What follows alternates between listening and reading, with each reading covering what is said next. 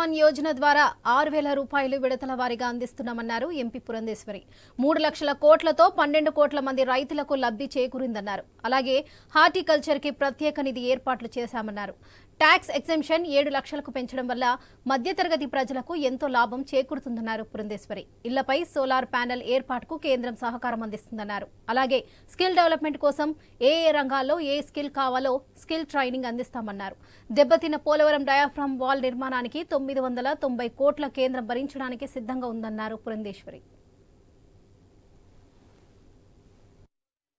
కేంద్రంలో cabinet discussion జరిగిందండి జమిలీ ఎన్నికల మీద ఇవాళ కేంద్రం నిర్ణయం చేయడం జరిగింది.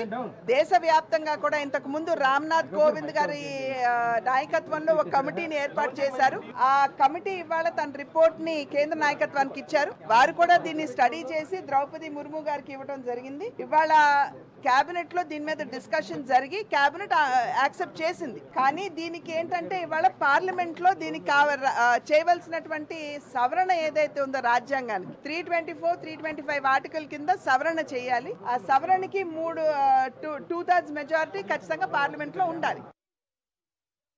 కేంద్రంలో కేబినెట్ డిస్కషన్ జరిగిందండి జమిలీ ఎన్నికల మీద ఇవాళ కేంద్రం నిర్ణయం చేయడం జరిగింది.